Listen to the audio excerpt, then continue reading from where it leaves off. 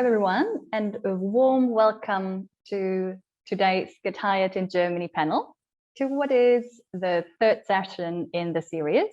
And this time we have a very future-oriented focus, and we will be discovering about the skills that you need to be competitive tomorrow.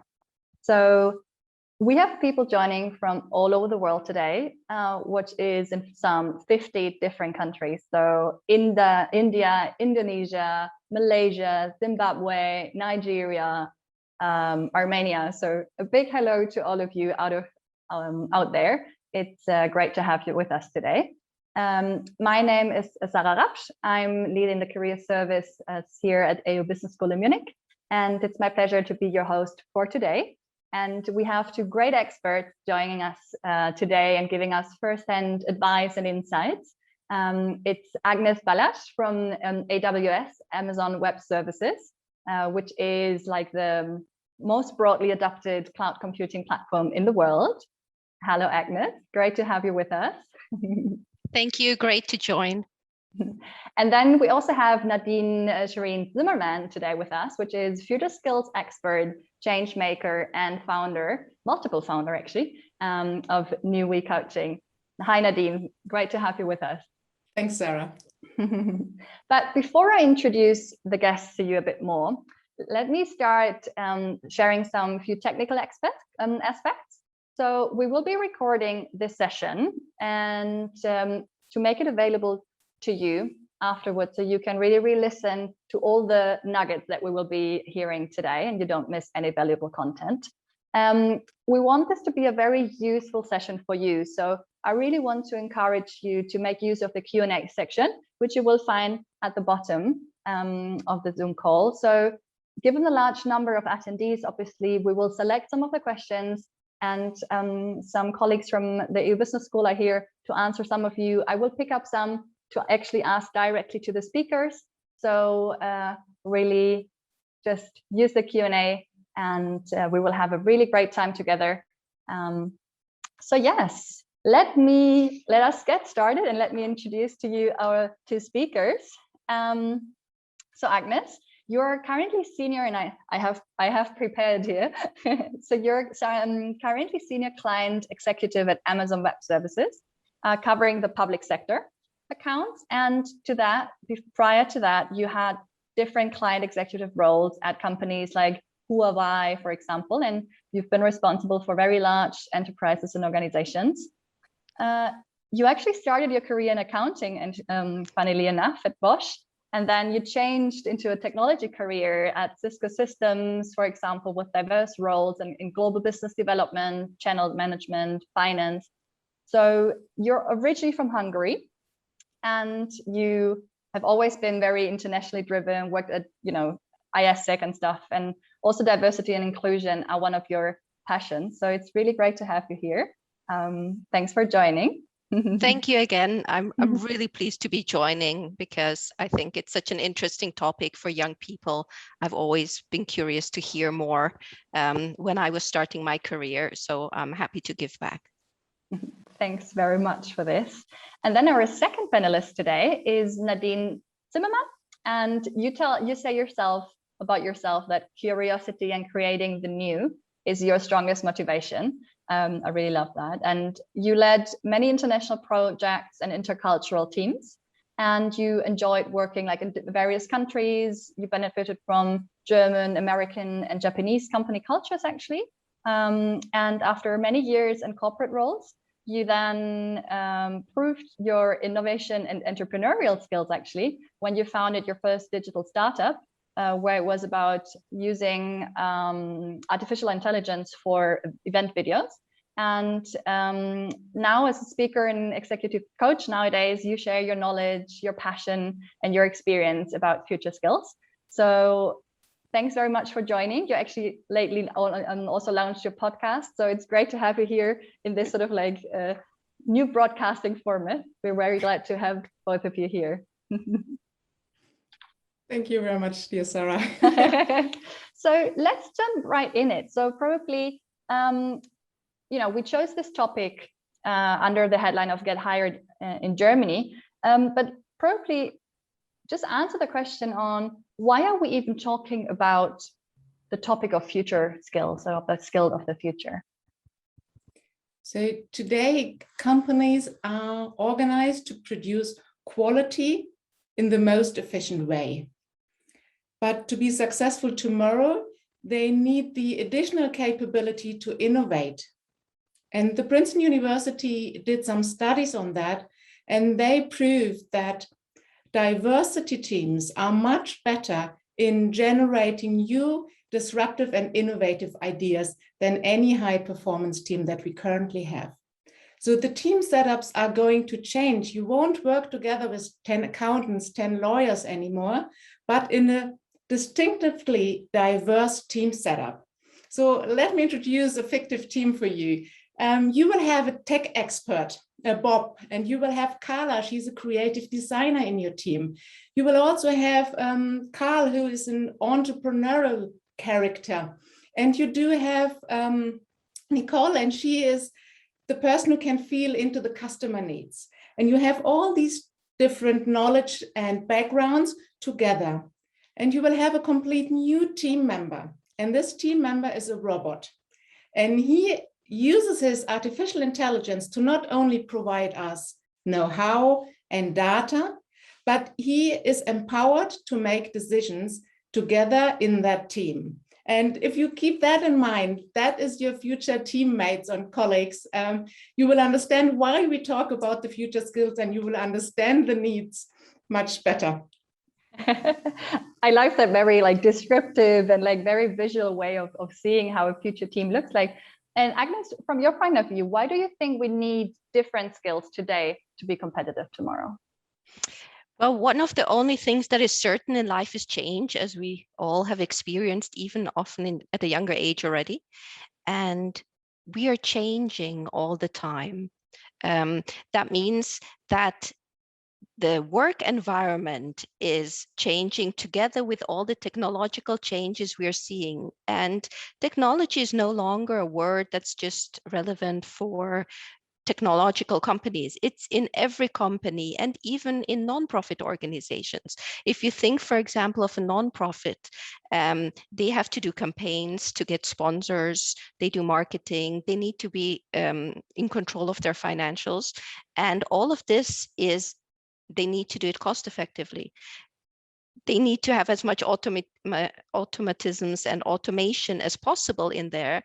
And with that, we're back into the technology world. So there's such a broad bandwidth of skills that is needed going forward. And this bandwidth is ever changing and developing and expanding. So we will need people who have the capacity and capability and interest to be changing themselves and educating themselves going forward as well. I love that. Thank you very much. So it's really about we see, the world changing, as you said, there's nothing more constant in the world than change, and it's changing always faster and faster. So I've actually found out a fact, which I find quite interesting, which said 50% of all employees will need reskilling by 2025 because of adapting to the technologies and everything based on the World Economic Forum's report. So what's your personal perspective on developing new skill sets and adapting to change? Have you where did you come across this in your career? I started my career very traditionally. So I did school, university, chosen industry, gained experience at the global players in that industry, worked in various markets, and ticked all the boxes you had to tick, and the career was following accordingly. But after 15 years in the industry, I thought, there has to be something else outside there. And I got attracted to the startup scene, found myself a co-founder, and we founded that digital startup. And I thought, okay, I've seen a lot, and I just applied my corporate skills to that setting. And I completely failed. It didn't work out at all. So I had to adjust. I had to quickly learn new tools, new procedures, new ways of developing in such an innovative environment. And I had to rechange my mindset. So I take two things from that. One is, you cannot base your career on a single expert field anymore. And second is, there are transferable skills that you can apply to any industry, to any job level, and to any problem that you will encounter. And this type of skills will be more relevant going forward. Would you agree on that one, Agnes, that you sort of like reinvented yourself, or that what made you successful in one role did not, spill over to the next one? How do you see that one? I definitely agree about reinventing yourself. I also started off in a certain career, except maybe the difference is that I never knew what I wanted to become. So I was always talking about what I'll be when I grow up. Sometimes I still think about that. And started studying business because it's such a generic, wide area where I thought I'll find myself. But then I kept reiterating. And I think this reiteration of what you want to do next, what interests you, what doesn't interest you, where are your skills? Often you don't truly know where your strengths are until you've tried something. And I think that's just what the work environment is about at the moment, to try to bring yourself in, do your best, and then you yourself will find out, and you will get the feedback as well, how you're doing. So I started off actually as a trainee at Bosch in a kind of sales finance environment, and then went just basically followed my path. And I think that is really also what's happening now, and speeding up constantly, that we start off somewhere and then follow the next steps. I always tell the story that when I was at university, I had a traineeship in New York at an Austrian bank, which was really cool, but I had to find somewhere to live for a month, and I found it through Gopher. Most of you won't have any idea whatsoever what Gopher is, but it was part of the internet, and it was a kind of search engine where you could post things and find other posts.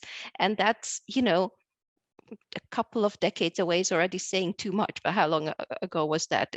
30 years ago. And it's all, at the time, the internet was something completely different. So if you just consider that, we understand that we don't know what will be the true skills needed in 10 or even more 20 years.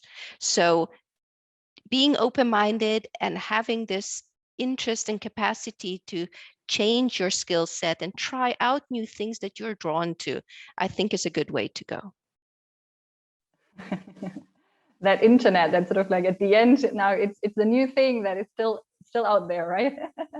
But I like the way on how you emphasized on reiteration, and Nadine, probably to draw from your experience out of a startup context. This is actually quite the way on how also nowadays startups approach business, right? So it's a bit like approaching your own career as you would approach a startup.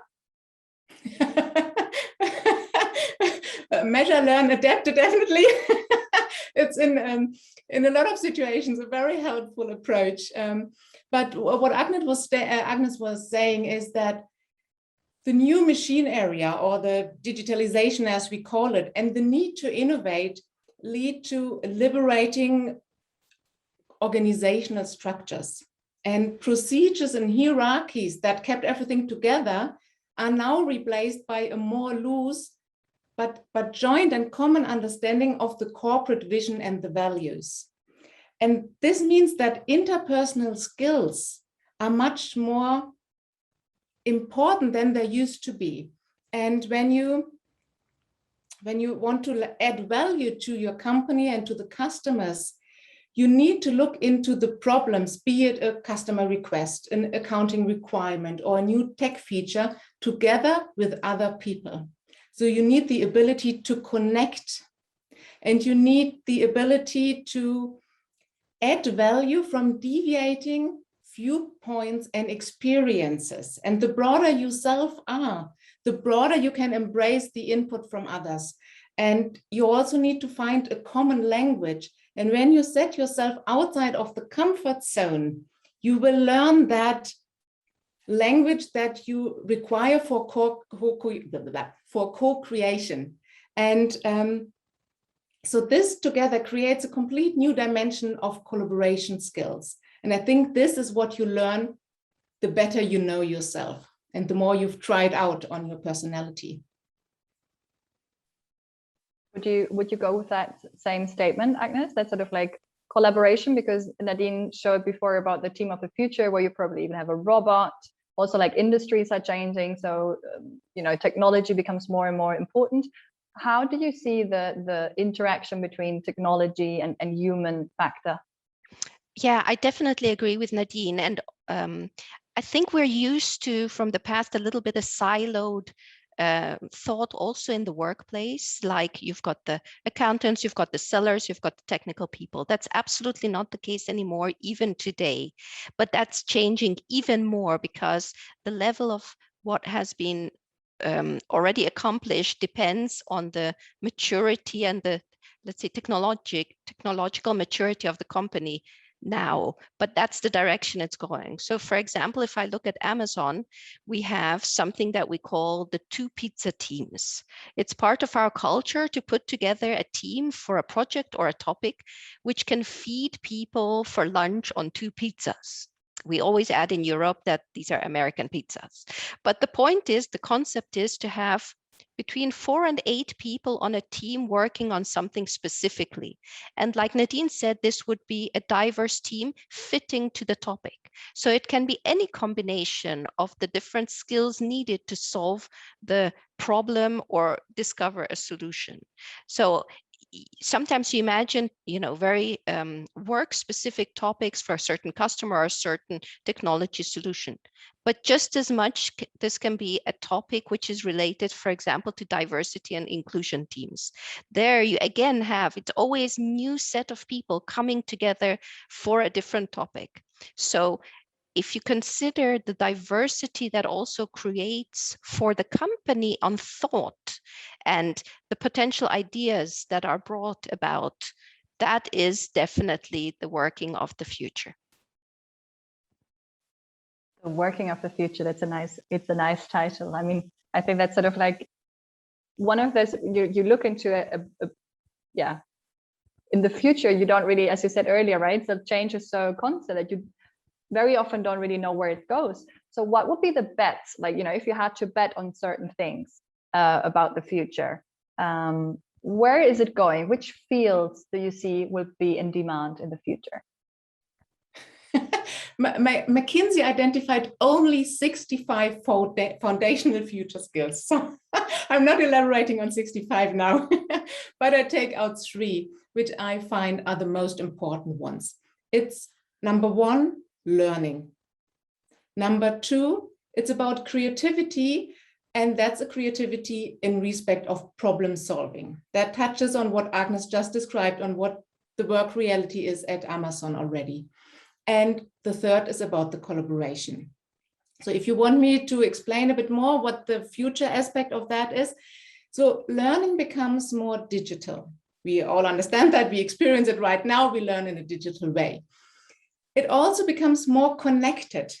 So we don't learn from a teacher to student perspective anymore, but we learn with each other and from each other.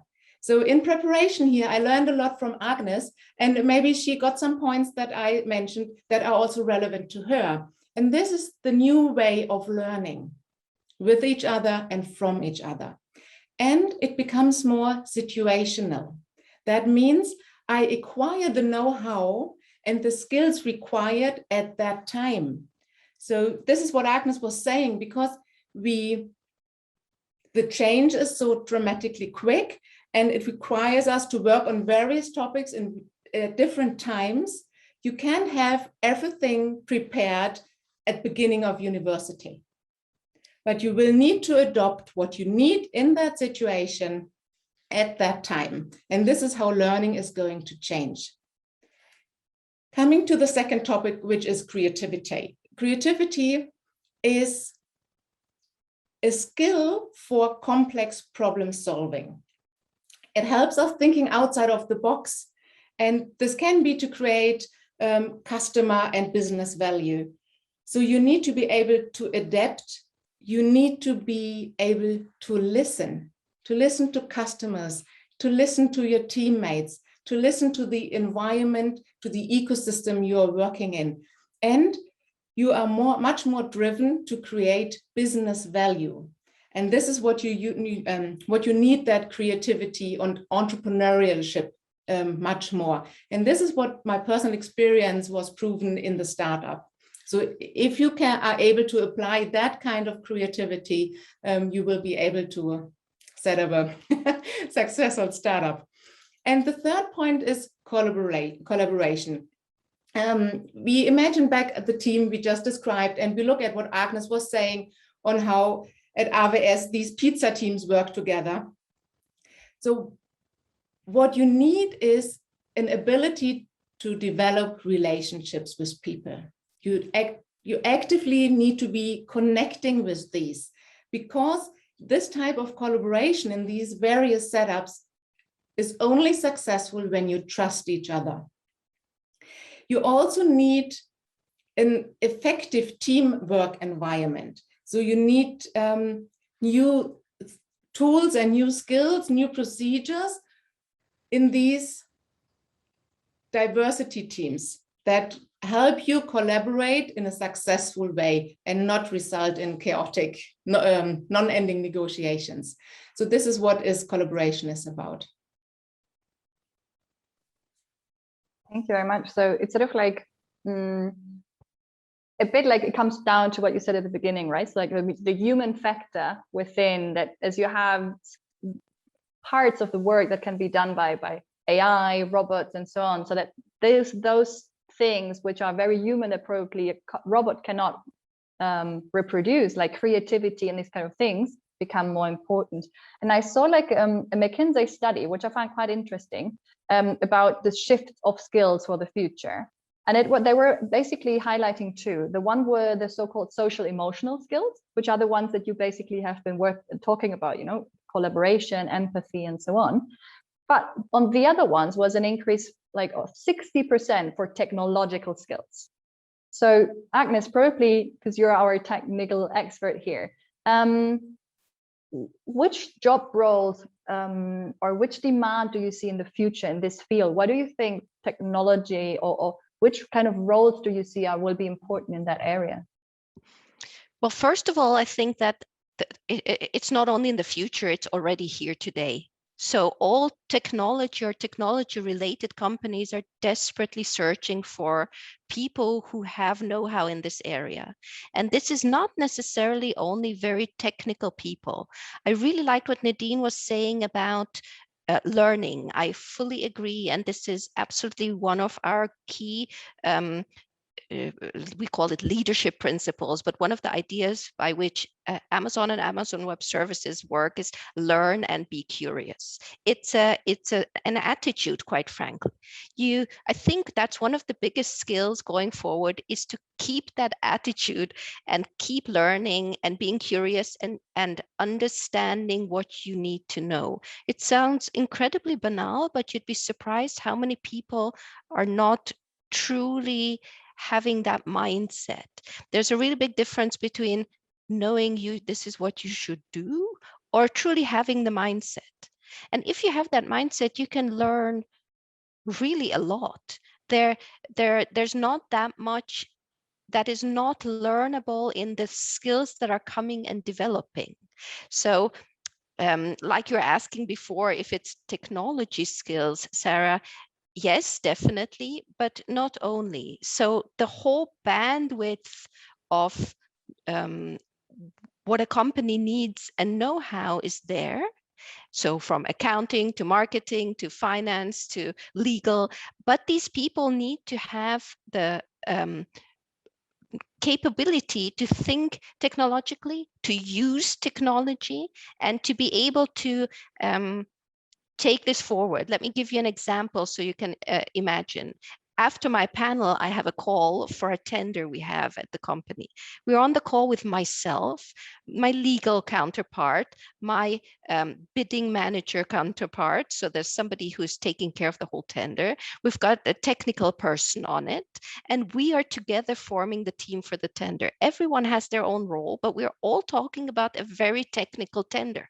So these are the kind of skills breadth that you will need. And I just want to loop back quickly to one more thing that Nadine was mentioning, that you need to be able to work with all these sort of people and want to work with all these kind of people, and we are different personalities, just also by what interests us.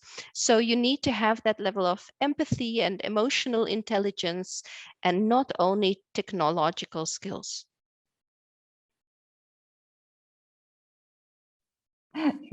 Thank you very much. There was, I think, a very nice way of putting it together and seeing, like, you talked about also like the digital aspect of it, right? I mean, nowadays, the students that come in, for example, they grow up already very digital. So how can they prepare, you know, on that sort of like set of skill sets already today, if they don't know what's coming up? What would be your recommendations and your, you know, impulses on how to approach that from a, on the one hand side, you were saying like the human aspect, like the soft skills to work, to collaborate, and on the other hand side, to be like on top of the game on all this like digital and technological? I think what the digital natives learned natively is using technology. So I just need to look at my kids, how they apply all these things, and I can learn a lot. But what is important, and I think Agnes will agree on that, is that we need the ability to understand technology. So that next step from using it, understanding what the data that come out of the system say to me, what information are they giving, what are also the restraints of the data we are getting out of there. And you are going to talk about cloud computing and big data analysis. There's a lot of understanding what technology provides us at the time, or at the current time.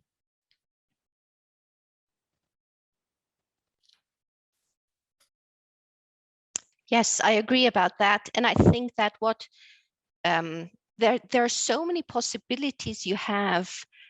It doesn't even matter your age. Very often, even as a student before graduating from school, but definitely as of university level, and as a grown-up, to do courses.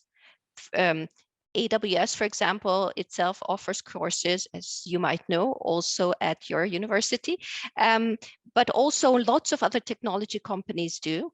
And also a lot of companies offer courses that integrate different kind of know-how. So it doesn't have to be about one specific company in the area of digital skills. And it's an incredible bandwidth between user experience kind of learning and training, and specifically for deep technological know-how you can build, even if you didn't study at a technical university.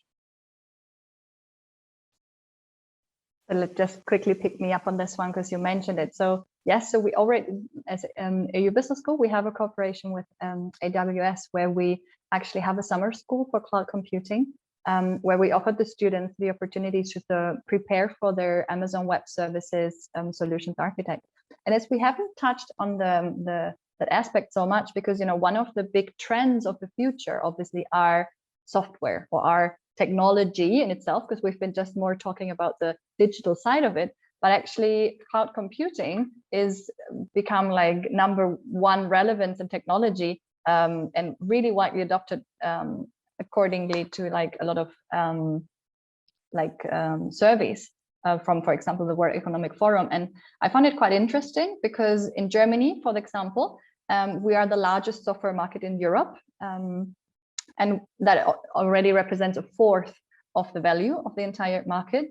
And what I found interesting in the growth trends here, and I would love to hear your perspective on this one, Agnes, is that what struck me when reading the study is about the sector evolution. So we used to come from hardware, whereas now it's really a lot about software and services. And, you know, having something like cloud computing becoming #1 really emphasizes on this. What do you think that you know, services like cloud computing and these kind of you know, more software oriented ones are a good bet for the future? Why is it so relevant?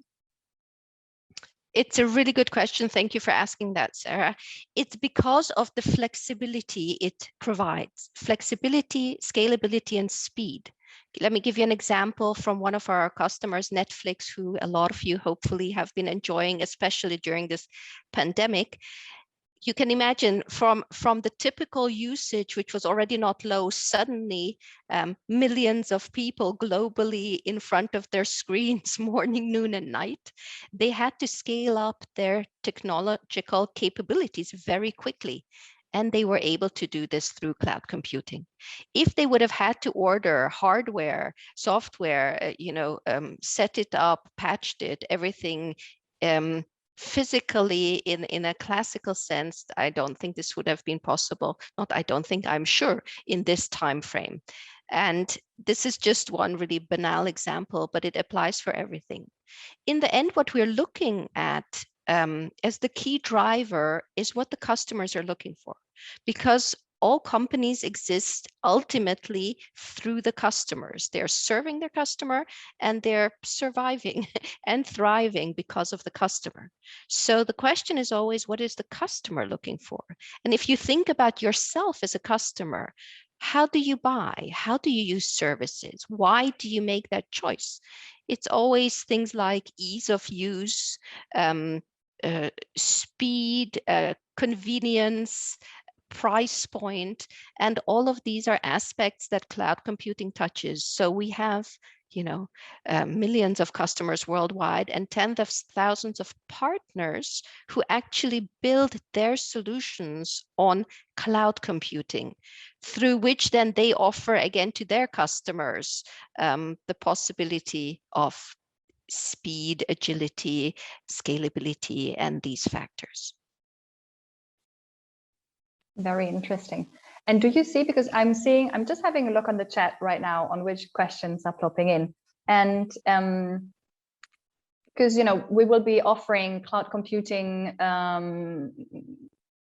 programs and modules, and also like more technical and project management skills. So I think that more and more people are aware of this sort of like field being in the future and relevant.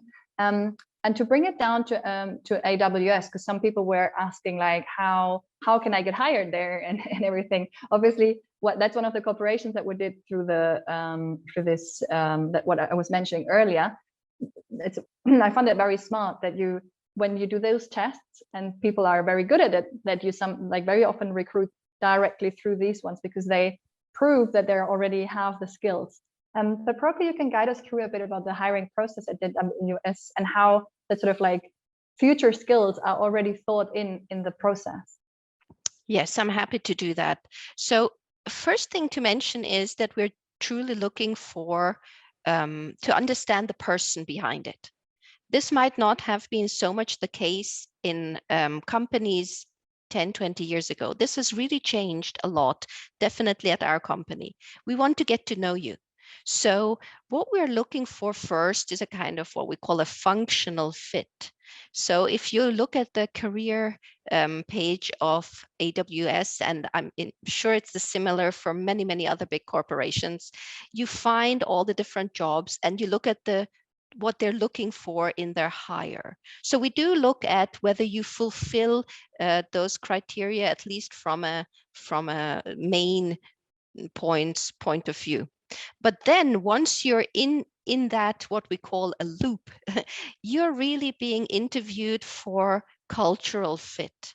So it's a question of whether we believe that you would be a good fit to our company and us for you.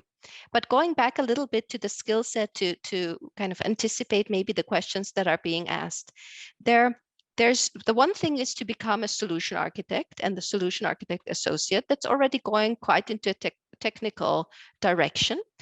But there's also the possibility to do things like a cloud practitioner.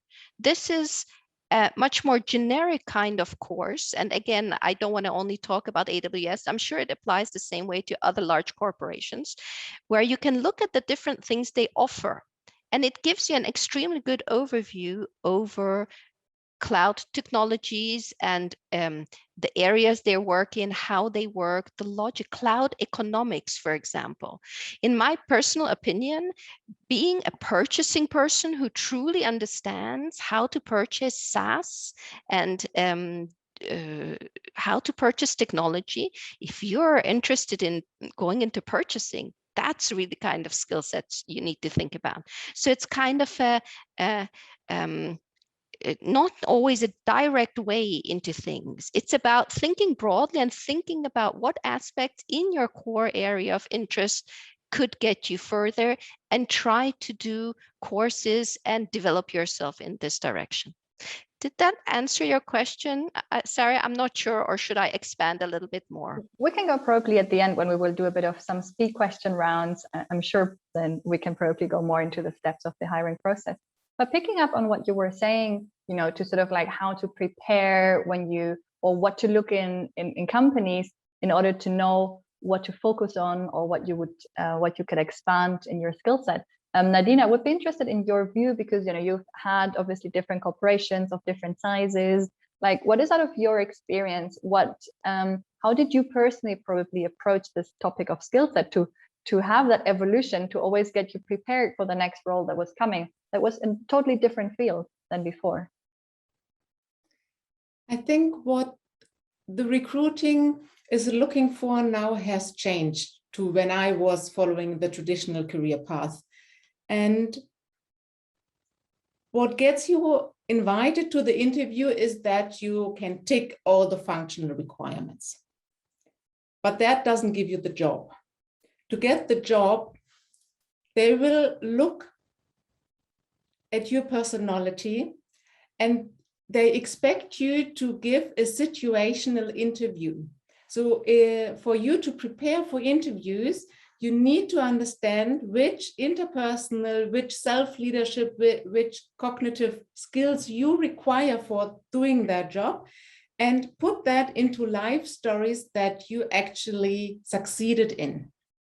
And this is the good news, that you don't need to be 25, have 10 internships and 2 finished university degrees anymore. But you can explain that you excelled at leading teams while doing a sport camp in summertime, or these situations you can truly and authentically bring into the interview and describe how you interacted and what your personality brings to the table.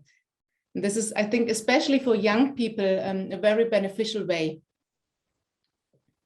Would that also be, like, from your point of view, Agnes, your experience, because you talked about cultural fit being very important? So would these be like aspects of, how to present yourself authentically, who you are, how you develop these in summer camps and all these kind of extracurricular activities, something that you look to?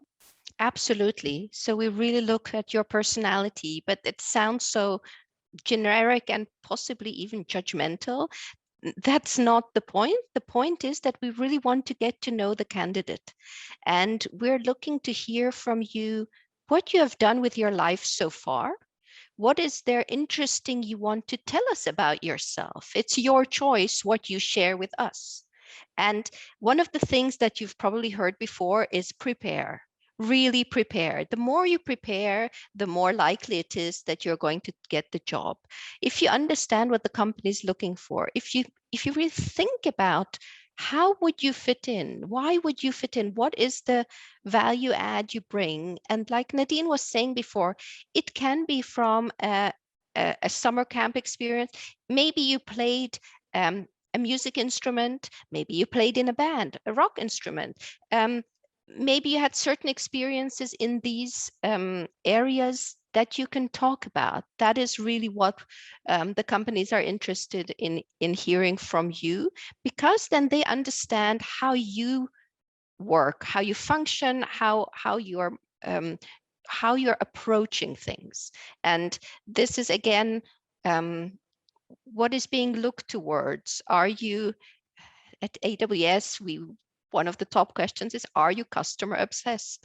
If you know anything about Amazon, you know that they're constantly asking you to rate them. It's because we want to genuinely hear, did we do a good job or didn't we do a good job? And if we didn't do as good a job as you would have liked us to, how can we improve? So this is, I think, again, bringing it back to what Nadine mentioned before, the learning aspect.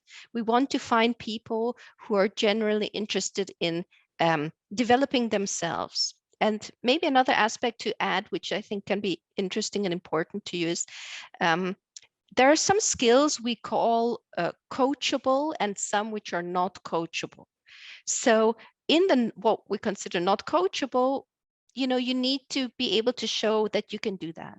But nobody's perfect, and we're not looking to hire perfect people. We're looking to hire people who we think are great, and where maybe in some areas we think, okay, they need some support here, and we will give them that support. I like the idea of, coachable skills that sort of like are trained. What would be a typical one which is probably not coachable that you That's a good question. We had, let me give you an example of one that we discussed a lot, whether it's coachable or not, to give the audience also some food for thought. So we were talking about a colleague who, he's very good at talking to people at his level, but when he needs to talk to CXO level, to higher level executives, he doesn't always have the right level of empathy to understand what they're interested in and what not. So we were discussing, is this a coachable skill or not? It's a really interesting question, and I'm sharing it because it might help you start thinking in this path how companies are thinking. And what we ended up saying is, I said, it's a coachable skill if the person is willing to be coached. So if the person wants to, not everybody, some people are shy talking up high towards a higher level. People have different personalities. And then again, going back to diversity and inclusion topic, we also want to hire introverts.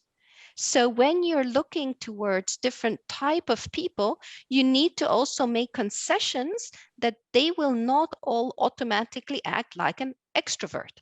So somebody who's an introvert will not speak to an executive level in the same way. Doesn't mean they cannot do a good job. Doesn't mean they cannot do an excellent job. I know some amazing introverts who have very close relationships with CXO levels because they trust them because of different qualifications and skills they have. So we ended up saying that, yes, if we think he wants to be coached and he's willing to go for it, this is definitely coachable. I like that example a lot. And it's sort of what I hear as well is something that I also always talk about in my consultations with the students. It's sort of like really getting to know more about yourself, like what are your strong points, and really being able to focus on them, and that they become your superpower. And I know, Nadine, that empathy, because that was one of the words that came up, is one that is very close to your heart. So probably you can share some insights on how students can develop more of these skills to be ready for the future, basically. From the very little empathy to the be generically okay.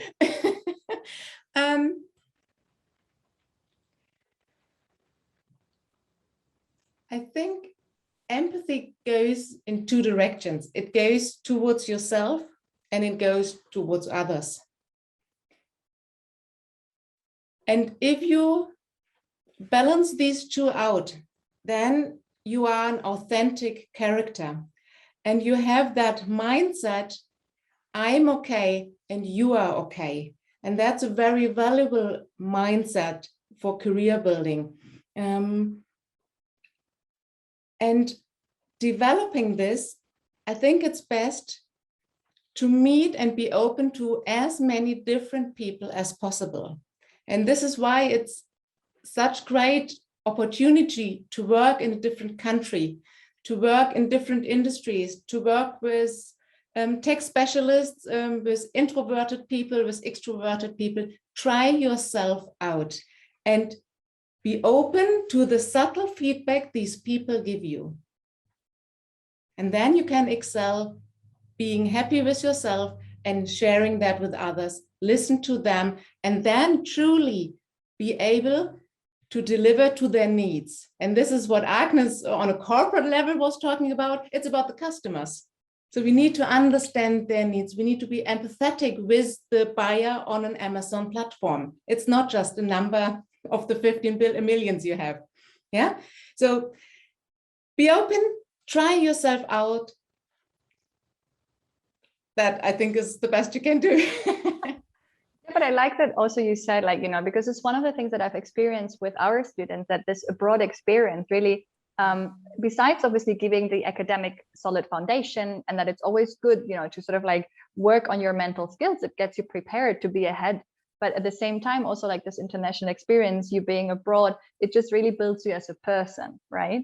And it just goes in those things that you were saying about from summer camps to whatever, like really work on who you are as a person, on your authenticity.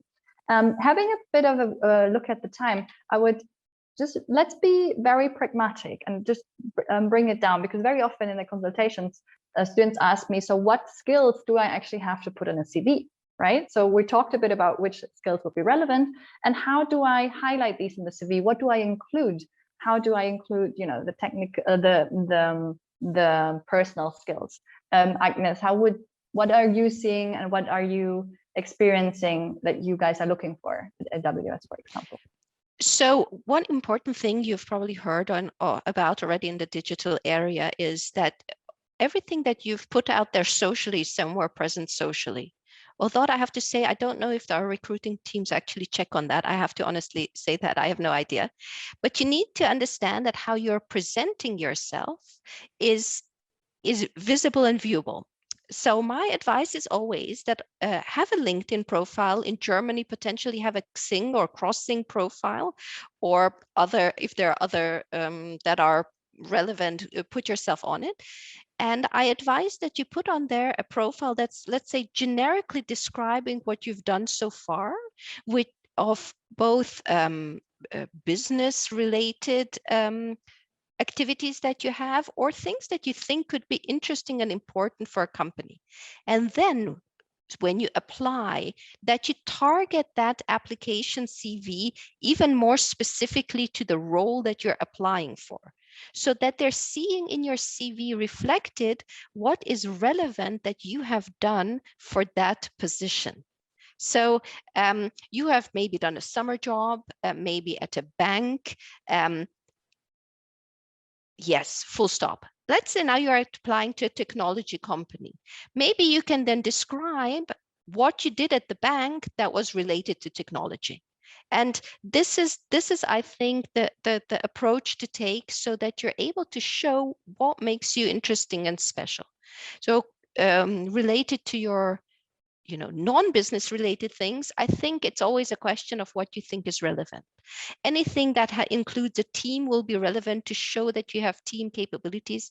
Anything where you were a leader, whether officially, formally, or informally, is interesting. And any project that you have done in your life where you think it's worth mentioning. Thank you very much. Nadine, because we talked so much about human skills, what would be typical, let's say, buzzwords? Would you pick up on certain things? Would you mirror what you see in the job opening, or would you go for your strengths? What would be your advice probably to prospect students on addressing that skill on CV?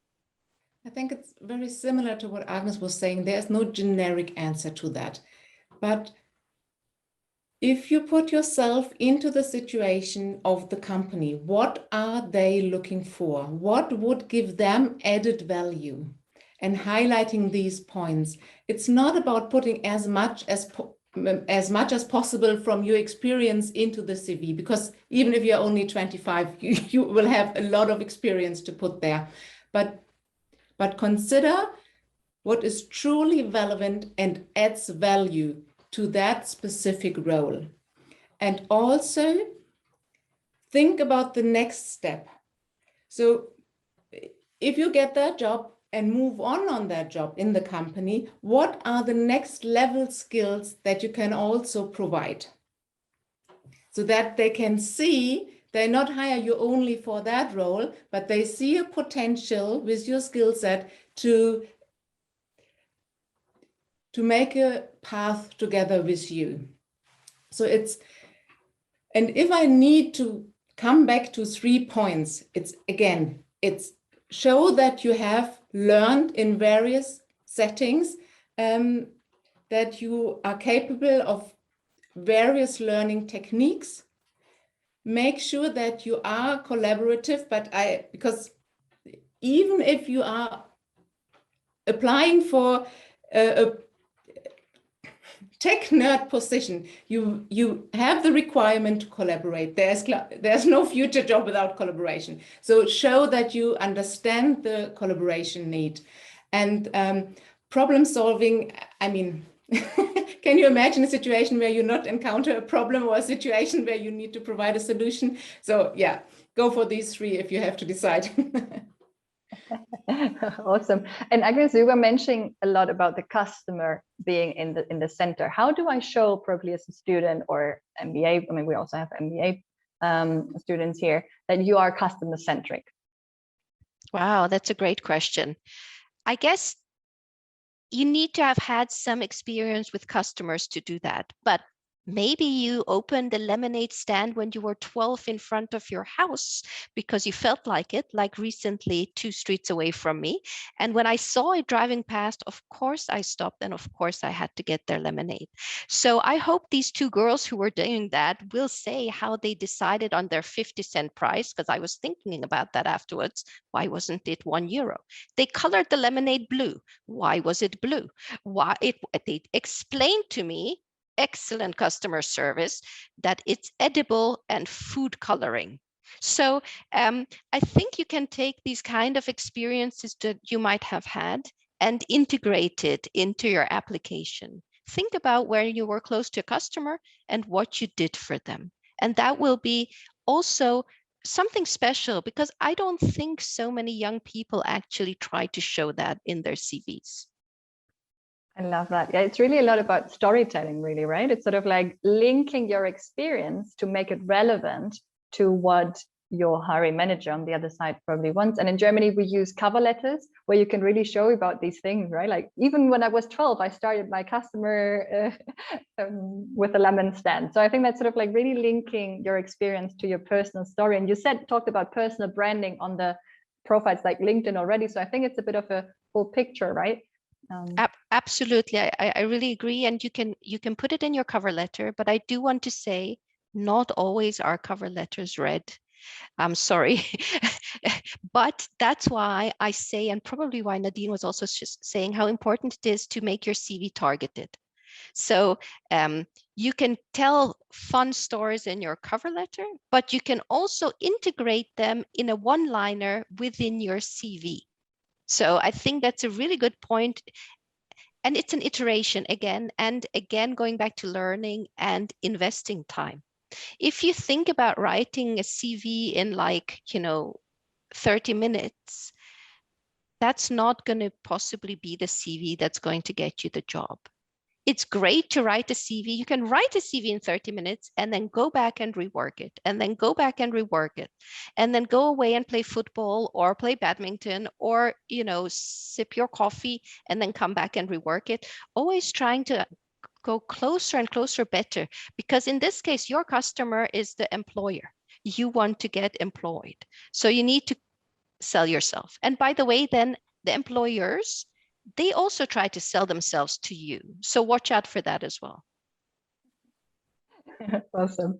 And just being aware of time, probably, because I saw some questions about like, where do I acquire the skills? So probably Nadine, can you share some, like, because we talked about like learning is important, and I know that there's like words like micro learning out there right now.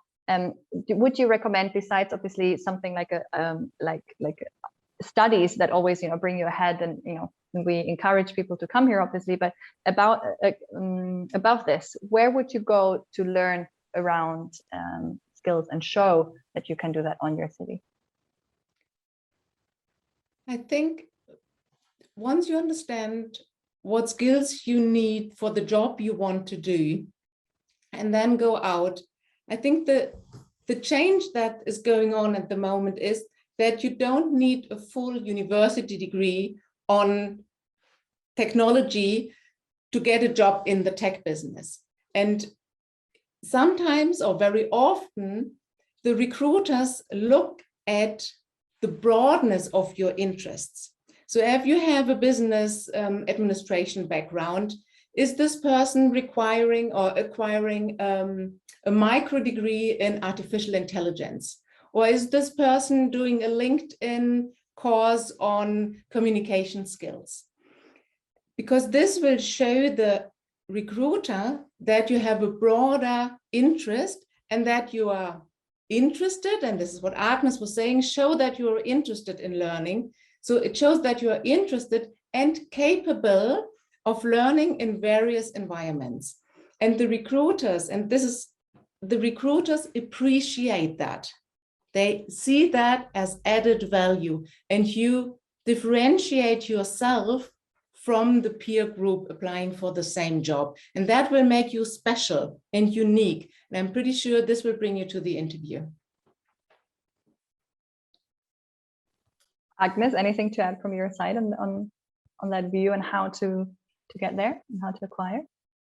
No, I agree with Sarah a lot. And again, in the interest of time, I see it's ticking. I want to give more opportunity for questions if there's still some popping up. Awesome. So yeah, so we have had another one directed to AWS on what the hiring process looks like, because some have been applying, but probably didn't get in the first round. If it's worth it also like applying for other roles, probably you can share a bit about that one. Yes, I'm happy to do that. So the hiring process is you apply. There are actually two ways to apply.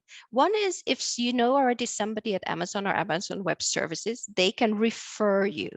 That means that you are not actually giving in your CV. This person is giving in your CV, because our experience has been if somebody already knows you from AWS, they can coach you and will know, would you make a good fit or not? Of course, they cannot decide, but it's been quite a good starting benchmark for us. So if you do know someone there, by all means, try to go through them. Otherwise, you just apply directly in the role. By the way, later on in the process, it makes no difference. So you cannot truly influence it, even if you're helping someone get into the process, but you can help them into the process. And then you're looked at for functional fit. As mentioned before, if we believe you are a functional fit, then there's first 1, 2, 3 phone screen interviews. The very first one typically done by HR, the second one by the hiring manager, and then there'll typically be 1 or 2 more, usually just 1 more like peer interview. In the phone screen, we're trying to evaluate if we believe that you're a potential to go into what I mentioned before we call the loop. The loop are 5 different people, typically from within the group where you're going to work with. So the hiring manager and peers and other related organizations who will each be doing a 1-hour interview with you. At the moment, everything virtually. Otherwise, this is in person. And after that, we are assessing. We're sitting together. Everyone is taking notes. So we are interviewing for cultural fit, as mentioned before. That means we are now 16 leadership principles, which used to be 14, and we're literally asking questions out of these leadership principles to see if we think you would be a fit, and we are looking for star answers.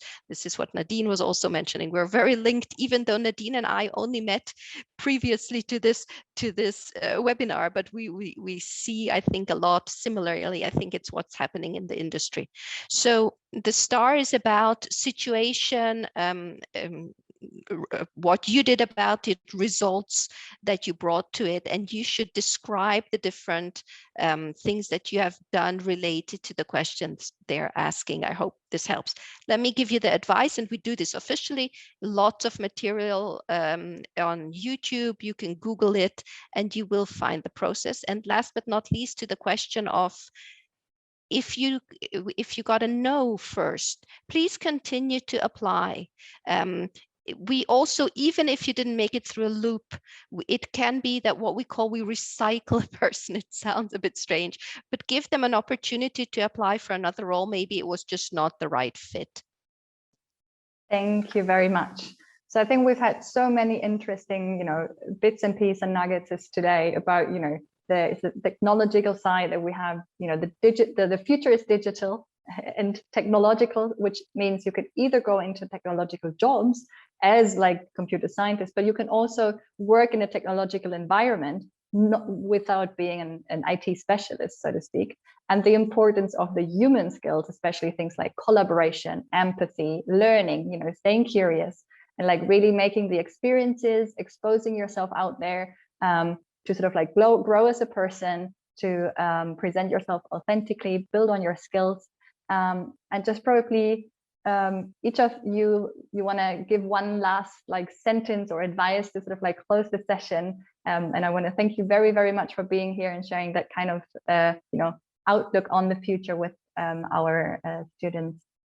So Nadine, I give you the first chance for a final word.